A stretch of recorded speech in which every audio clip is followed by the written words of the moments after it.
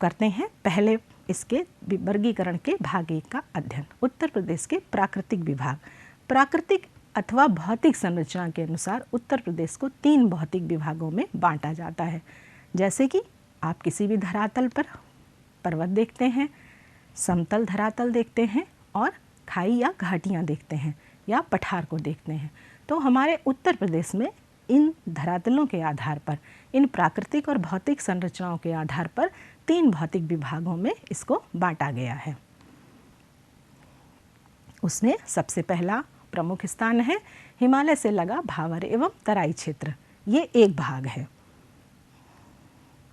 दूसरा भाग है, जैसे कि अभी हमने जाना, नदियों वाला मध्य का मैदानी क्षेत्र, ये भौतिक संरचना के अनुसार दूसरा भाग है। फिर हमने दक्षिण के पहाड़ और पठार यानी पठारी क्षेत्र को हमने उत्तर प्रदेश के तीसरे भाग के रूप में वितरित किया है।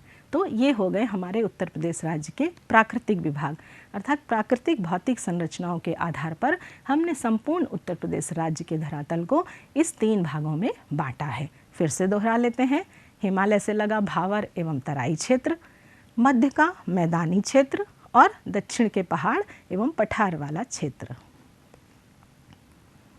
अब एक एक कर चर्चा प्रारंभ करते हैं। भावर एवं तराई क्षेत्र के मानचित्र के इस मानचित्र के द्वारा आप देख रहे हैं स्क्रीन पर, आपको उत्तर प्रदेश राज्य का मानचित्र दिखाई दे रहा है।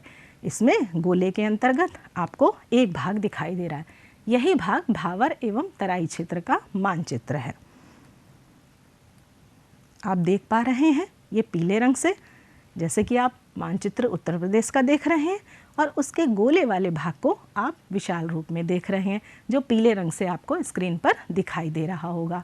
यह भावर एवं तराई क्षेत्र का मानचित्र है। आप देख रहे हैं ये यहाँ से प्रारंभ होकर और यहाँ तक गया हुआ है, और ये उत्तर प्रदेश के 3 भागों में को 3 रंगों में विभाजित किया गया है, नीले, हरे और पीले रंग में। तो आप देख पा रहे होंगे पीले रंग को भावर एवं तराई क्षेत्र के रूप में इसमें उल्लेखित किया गया है। तो अब आपको स्थिति पता चल गई होगी कि भावर एवं तराई क्षेत्र उत्तर प्रदेश के किस क्षेत्र को संपूर्ण भाग में समेटे हुए है। भावर एवं तराई क्षेत्र की क्या क्या विशेषताएं हैं ये भी जान लेते हैं। पश्चिम में सहारनपुर से लेकर पूर्व में कुशीनगर तक एक पतली पट्टी के रूप में भावर एवं तराई क्षेत्र फैला है। जैसा अभी आपने देखा था, एक पतली सी पीली पट्टी आपको स्क्रीन पर दिखाई पड़ रही होगी, तो ये पट्टी नुमा क्षेत्र है जिसको हम भावर और तराई क्षेत्र कहते हैं। पश्चिम में इसकी चौड़ाई लगभग 34 किलोमीटर है, जो पूर्व में घटती जाती है, अर्थात ये 34 किलोमीटर तक इसकी चौड़ाई है और पूर्व दिशा तक आते आते सक्रिय होती जाती है। आप देख रहे हैं ये पट्टी, इसमें आपको दिख रहा होगा इसकी चौड़ाई लगभग 34 किलोमीटर है और ये धीरे धीरे पूर्व दिशा की ओर बढ़ते बढ़ते घट रही है। भावर एवं तराई क्षेत्र की वनस्पति, किसी भी धरातल को जानने के लिए मुख्य रूप से उसकी भौतिक संरचना होती है और प्राकृतिक संरचना के अनुसार के अंतर्गत हम उसकी मृदा और वनस्पति को जानते हैं। तो आप देख सकते हैं कि भावर एवं तराई क्षेत्र में ऊंची घास और जैव विविधता युक्त वन पाए जाते हैं, जैसा कि स्क्रीन पर लिखा है और आप पढ़ भी पा रहे होंगे, और यही आपकी पाठ्य पुस्तक में इस पाठ में दिया गया है कि भावर और तराई क्षेत्र में ऊंची घास और जैव विविधता युक्त वन पाए जाते हैं। जैव विविधता युक्त से आप समझिएगा विविध प्रकार के वन यहाँ पर पाए जाते हैं और ऊंची ऊंची घास भी पाई जाती है। कुछ वर्षों से भूमि सुधार कार्यों के कारण इन वनों के विस्तार में कमी आई है।